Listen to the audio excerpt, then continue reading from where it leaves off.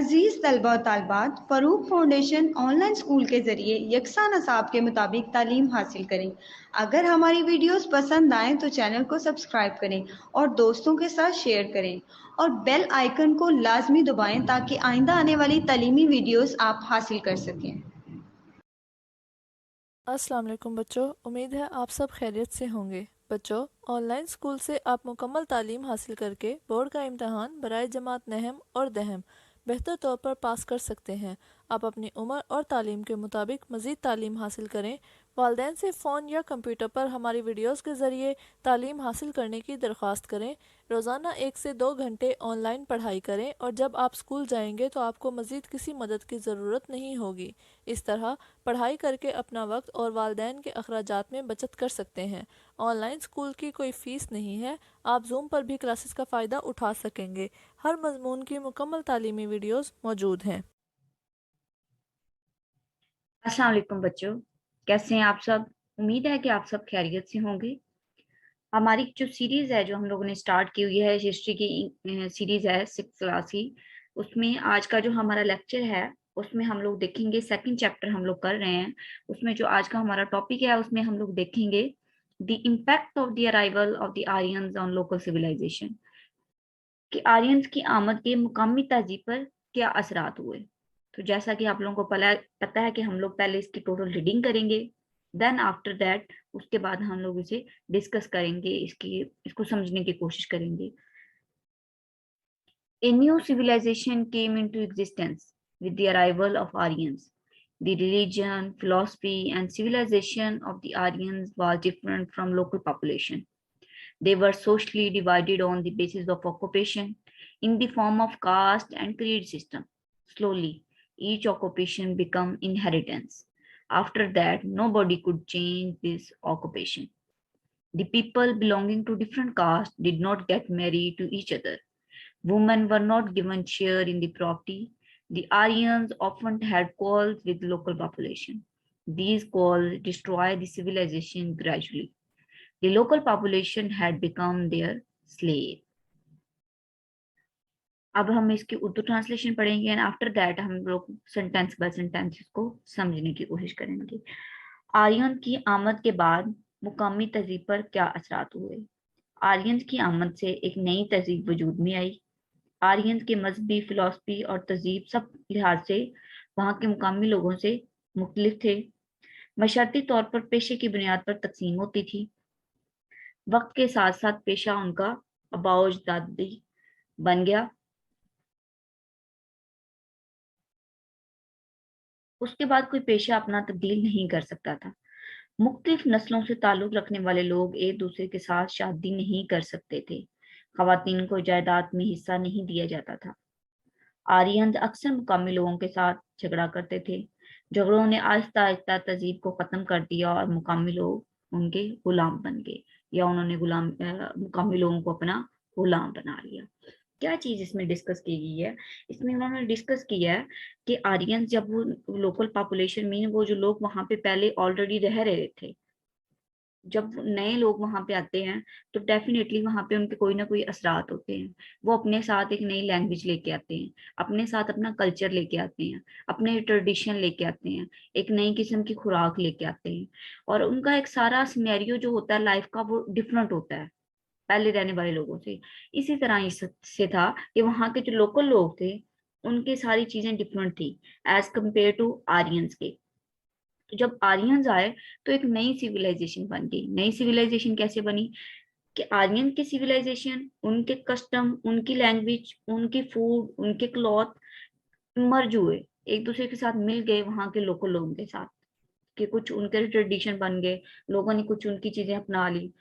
जैसे वहाँ के लोकल लोग थे, उनकी जबान जैसे बोली जाती थी, तो वहाँ जब नए लोग आए उन्होंने कुछ वर्ड उनके अडॉप्ट कर लिए, उनके वो बोलने लग गए, और इसी तरह कोई खुराक जो उनकी थी वो खाने लग गए। इसी तरह से एक नई तहजीब वजूद में आ गई। A new civilization came into existence with the arrival of Aryans, कि आर्यंस की आमद के बाद एक नई तहजीब का वजूद में आई। The religion, philosophy and civilization of the Aryans was different from local population, कि आर्यन की जो थी जैसे अभी हम लोगों ने डिस्कस किया कि उनके क्लॉथ, उनका एक्सेंट, उनकी लैंग्वेज, उनका रिलीजन, उनकी तहजीब, सब चीजें मुख्तलिफ थी। किन से मुख्तलिफ थी? वहां के मुकामी लोगों से। वो लोग, मुकामी लोग, वो लोग होते हैं जो ऑलरेडी वहां पे रह रहे थे, जो पहले से उस जगह पर रह रहे थे, वो वहां के मुकामी लोग थे। और जो बाद में वहां पे आए हिजरत करके, या इस तरह हम लोग कह सकते हैं, क्या वो वहां पे आए तो वो कौन थे? वो आर्यन थे। They were socially divided on the basis of occupation in the form of caste and creed system. कि वो मशर्ती तौर पर किस बेस पे डिवाइड किए जाते थे? मशर्ती तौर पर हम लोग लोगों को डिवाइड करते हैं, जैसे अभी हम लोग देख लें कि जो अपर क्लास लोग हैं या मिडिल क्लास लोग हैं या लोअर क्लास लोग हैं, किस बेस पे हम लोग डिवीजन होती है? कास्ट की बेस पे डिवीजन नहीं होती, इकोनॉमी की बेस पे डिवीजन होती है। कि जिसके पास ज्यादा पैसा है, जिसका हाई स्टेटस है, वो कौन सी क्लास से बिलोंग करते हैं? वो अपर क्लास से बिलोंग करते हैं। और जो बिल्कुल जिनके पास रहने के लिए घर भी नहीं है, जो खाना बदोश आ जाते हैं, और जो बेचारे मांग रहे होते हैं ऑल दैट, इस तरह के जो लोग हैं वो लोअर क्लास में आ जाते हैं। और बाकी जो तबका होता है वो मिडिल क्लास में, अंडर कैटेगरी में आ जाता है। इसी तरह से उनकी जो कास्ट थी, उनकी जो सोशल डिवीजन होती थी, वो इकोनॉमी की बेस पे नहीं होती थी, वो उनके पेशे की बेस पे होती थी। फॉर एग्जाम्पल कोई डॉक्टर है, मैं एग्जांपल दे रही हूँ कि कोई डॉक्टर है, कोई तिजारत करता है, कोई ताजर है, कोई इंजीनियर है, कोई लेबर है, या कोई मजदूर है। इस तरह से, जिस तरह से वो जो उसका पेशा होता था, उसके हिसाब से उसको जाना जाता था कि ये इस पेशे से बिलोंग करता है। और इसी तरह से slowly each occupation become inheritance. इस बात का क्या मतलब है? कि वक्त गुजरने के साथ साथ, जैसे उनका इनहेरिटेंस का मतलब ये होता है कि जो पेशा उसके बाप का था, वही पेशा बेटे का होगा। कि जो काम उसका बाप करता था, ऑटोमेटिकली वो चीज ट्रांसफर होगी उसके बेटे में, और देन उसके बेटे में, और देन उसके बेटे में। ये चीज उन लोगों में पाई जाती थी कि लोहार का बेटा लोहार ही बनेगा, डॉक्टर का बेटा डॉक्टर ही बनेगा, ताजर का बेटा ताजर ही बनेगा। तो ये इनहेरिटेंस चीज आ गई। After that nobody could change this occupation. और उसके बाद वो कोई भी अपना पेशा जो था उसको तब्दील नहीं कर सकता था। The people belonging to different caste did not get married to each other. कि उनकी जो कास्ट थी, ये जो कास्ट का उनका सिस्टम था, ये इतना स्ट्रॉन्ग था, ये इतना उनका इनके ऊपर बिलीव था इस तरह से कि एक जब कि वो शादियां भी नहीं करते थे।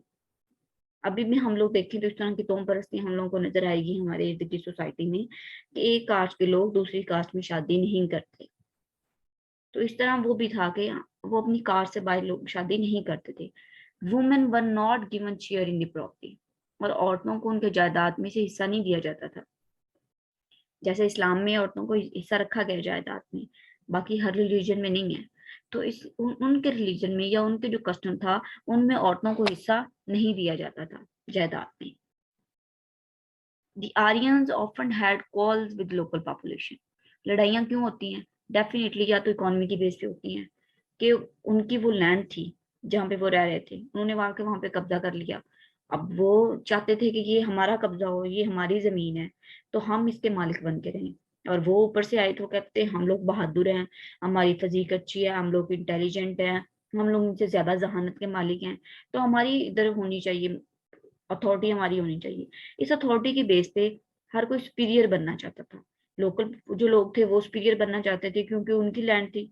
और आर्यंस कहते थे कि हम लोग सिविलाइज्ड लोग हैं, तो हम लोगों को सुपीरियर होना चाहिए, हम लोगों को इन पे हुकूमत करनी चाहिए।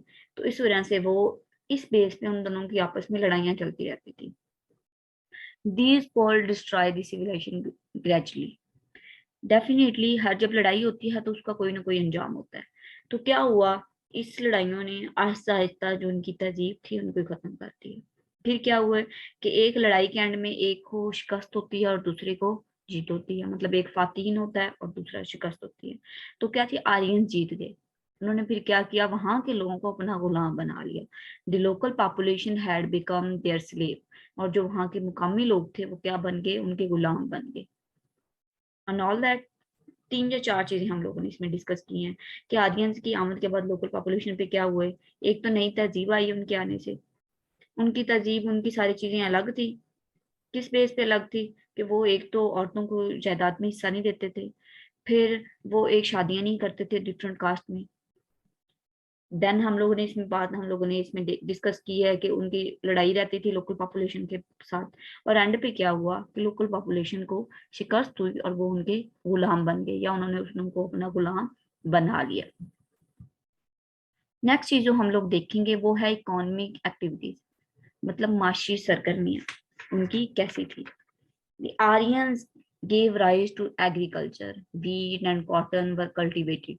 They did not know anything about the cultivation of rice. They bought up cows, sheep, goats, and horses. Industry and trade made a great progress. The Aryans could make bull carts, weapons, boat, and four-wheel carriage. They could make ornament of gold and silver. They made weapons from iron such as bow, arrow, axes, and sword. Their women prepared mats and cloths at home. They could also dye the leather. Extra products were exported to other areas. In the beginning, the Aryans used barter system. Later, they started using cattle as currency. Then copper coins were invented. At that time, there were no banking system. Therefore, they buried their saving in the ground. Handicraft made a lot of progress due to craftsmen. The craftsmen of wood, metal, stone, leather, and iron were expert in their work. They could weave cotton and woolen cloth. Only their sons could inherit land from their parents.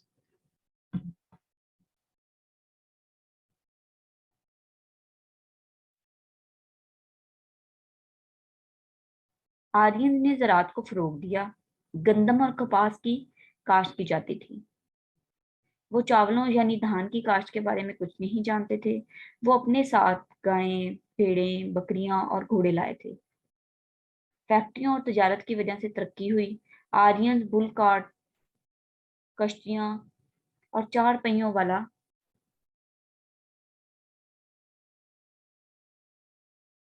बैल गदा गाड़ी जो जिसे हम लोग कहते हैं, उसके बारे में उनके पास इल्म था। वो चांदी और सोने के जेवरात बनाते थे।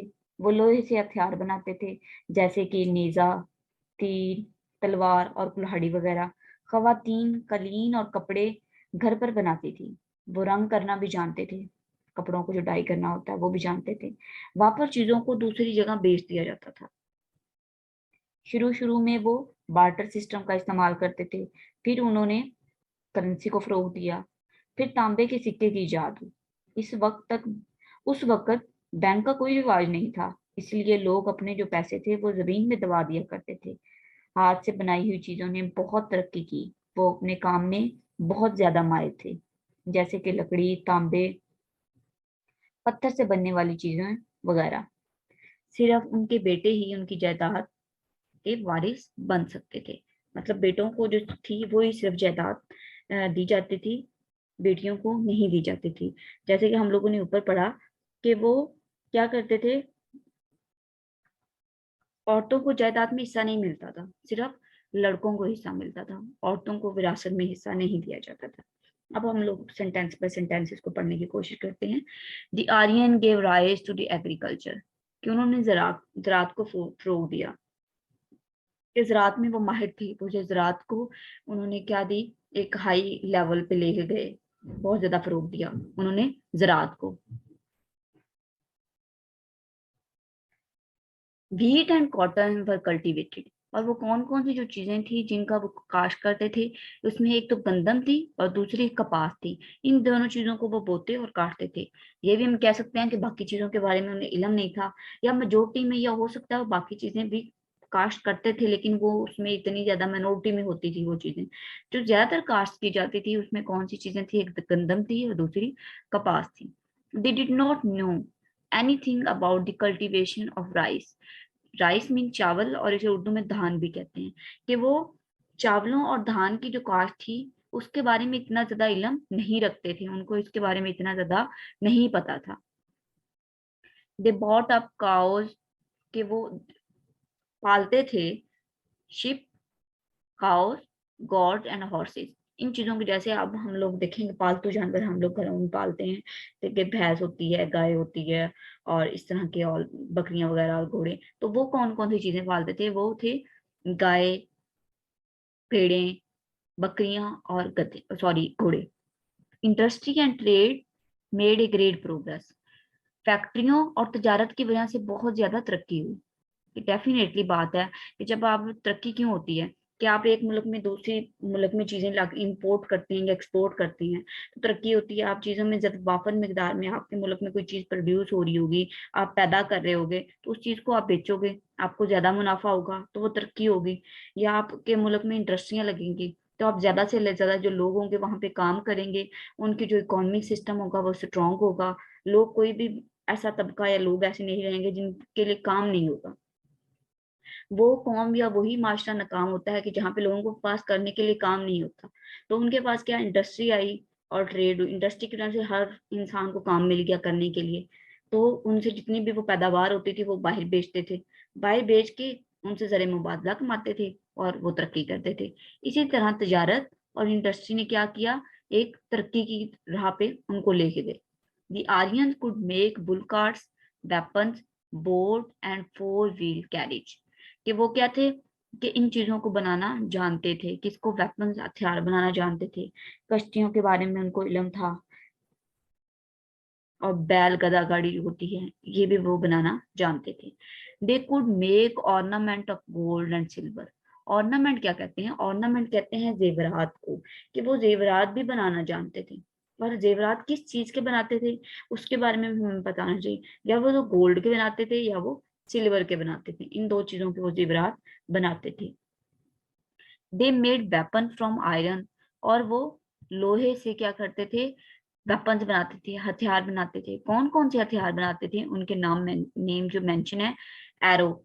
एरो मीन तीर जो होता है, उसे जो होता है, एक्सिस कुल्हाड़े, और सॉर्ड मीन तलवार। ये वाली जो चीजें थी वो लोहे से वो बनाना जानते थे, इन चीजों को वो लोहे से बनाते थे। There women prepared mats and cloth at home. हम कहते हैं कि घरों पे छोटी छोटी इंडस्ट्रियां या दस्तकारियां जो होती हैं, कि औरतें घरों में काम करती थी। तो इस तरह से औरतें उनके घर में काम करती थी। वो कौन सी कलीन बनाती थी और कपड़े बनाती थी घरों में बैठ के, औरतें उनकी।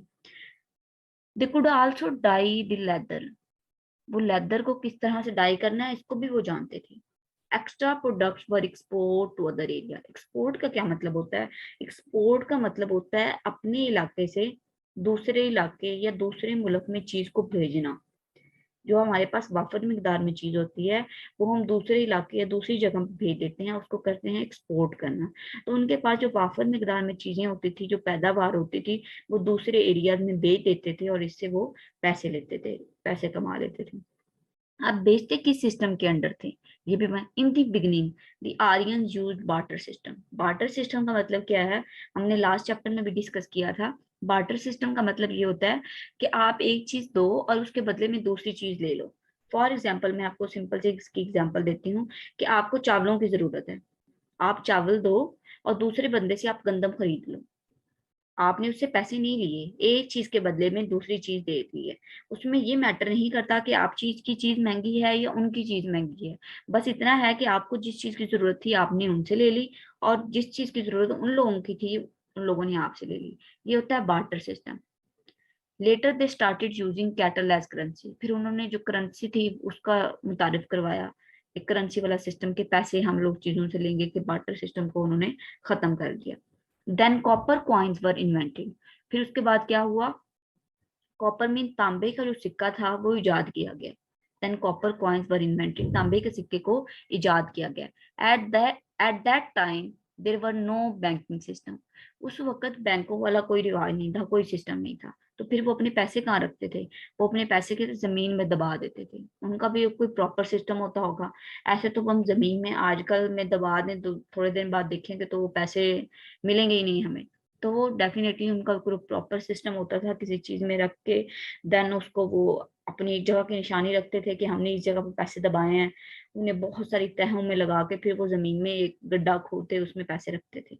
Therefore they buried their saving in the ground।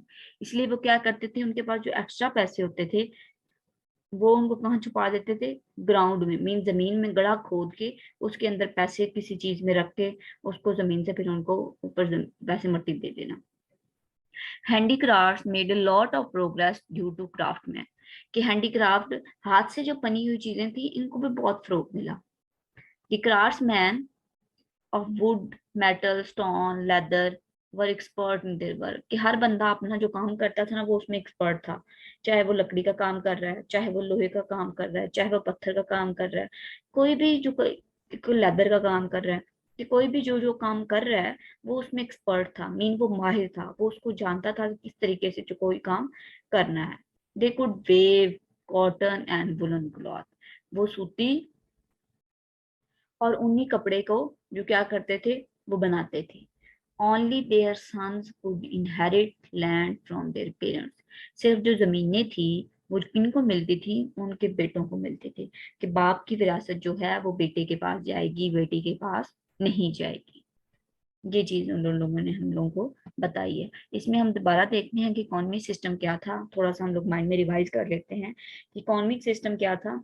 कि वो कल्टीवेशन करते थे, क्या चीजें कल्टीवेट करते थे? वीट कल्टीवेट करते थे और कॉटन को कल्टीवेट करते थे। फिर उनके पास टैलेंट था, वो डिफरेंट किस्म की चीजें बना लेते थे। वेपन्स वो बनाना जानते थे, देन वो बाकी चीजें भी बनाना जानते थे, जेवरात वगैरह। फिर हम लोगों का क्या है कि वो उनकी जो औरतें थी वो कौन सा काम करती थी? वो कलीन बनाती थी और वो घर पे कपड़े बनाती थी। देन हम लोगों ने देखा है कि वो बार्टर सिस्टम का इस्तेमाल करते थे। उनके वक्त में पैस बैंकिंग का कोई सिस्टम नहीं था, तो वो अपने पैसों को जमीन में दबा देते थे। हैंडीक्राफ्ट, हाथ से बनी हुई चीजों का भी बहुत ज्यादा उस वक्त फरोग था। और वो किन चीजों को पालते थे?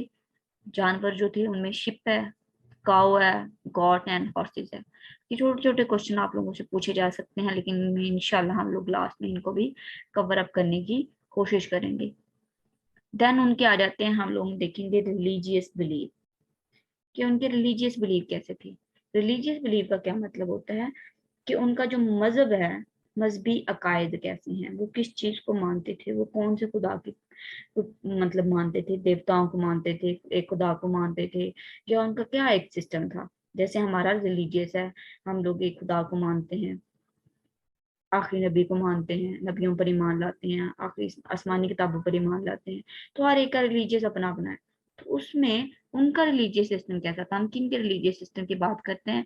आर्यन के रिलीजियस सिस्टम की बात कर रहे हैं, ना कि वहाँ के लोकल लोगों के बारे में हम लोग बात। The Aryan worship various objects which were present in the natural surrounding. In the earliest part of their history, they believed that various god and goddess settled their matters. They offered various things to these god and goddess to make them happy. They believe in magic. They burn their dead bodies, offering sacrifice as a common practice. Their famous god were Surya, Agni, and Indar. Their religious book was called Rigvat. Later, their belief took the form of Hinduism. Aryan मुख्तलिफ चीजों की पूजा करते थे जो इर्द गिर्द के माहौल में मौजूद थी। वो देवताओं को खुश करने के लिए उनकी बहुत सी चीजें उन्हें पेश करते थे, या उनको चीजें वो देते थे। वो जादू पर यकीन रखते थे, वो मुर्दों को जला देते थे, और सेक्रीफाइसेस भी वो करते थे। उनके जो मशहूर खुदा हैं उसमें हम लोग देखेंगे सूर्य है, अग्नि है, ये सारे उनके मशहूर खुदाओं के नाम हैं। उनकी मजहबी किताब का नाम ऋग्वेद है। उनके अकायद वक्त गुजरने के साथ साथ हिंदू मत की सूरत में सामने आए।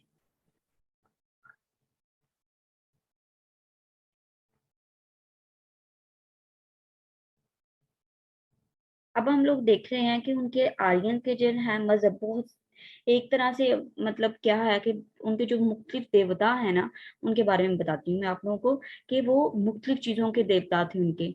मतलब वो सूरज की पूजा भी करते थे। वो कहते आसमान का उनका अलग देवता था, सूरज का अलग देवता था, हवा का भी देवता देवता था उनका, आग का भी देवता था, बारिश और तूफानों के भी उनके अलग अलग देवता थे। तो उनके ना मतलब इस तरह से हर चीज को, और फिर वो अपने खुदाओं को खुश करने के लिए अजीबो गरीब चीजें पेश करते थे उनको, जैसे मक्खन, लस्सी और दूध। इस तरह की जो चीजें थी वो देते थे अपने खुदाओं को कि ये चीजें देने से हमारे खुदा खुश होंगे। तो इस तरह से हम कहेंगे बहुत सारी रिजेम्बलेंस जो उनकी है, वो अभी हम लोग जो देखें, अभी जो मजहब हमारे पास देखने में मिलता है, हिंदुइज्म, हिंदू मत जो है, उनसे उनका जो मजहब था वो मिलता जुलता था। The Aryan worship various object which were present in the natural surrounding. Natural surrounding का मतलब है कि जो उन्हें देखता था कि कौन सी चीज, जिस चीज से वो डरते थे या वो देखते थे जो चीज उन्हें फायदा देती है, वो उन दोनों की पूजा करते थे। उन दोनों को, जैसे आग है तो आग जला देती है, इस चीज से वो डरते थे तो वो उसकी पूजा करते थे। वो बारिश की पूजा करते थे, ये भी एक नेचुरल सराउंडिंग है। वो फिर सूरज की पूजा भी करते थे, सूरज उनको रोशनी भी देता है, सूरज की पूजा करते थे। हवा की पूजा करते थे। तो इस तरह से वो जो चीज अपने इर्द गिर्द देखते थे ना कि ये चीज हमें फायदा दे रही है या नुकसान दे रही है, तो वो उसकी पूजा स्टार्ट कर देते थे, वो उसकी पूजा करते थे। In the earliest part of their history they believe that various god and goddess settle their matters.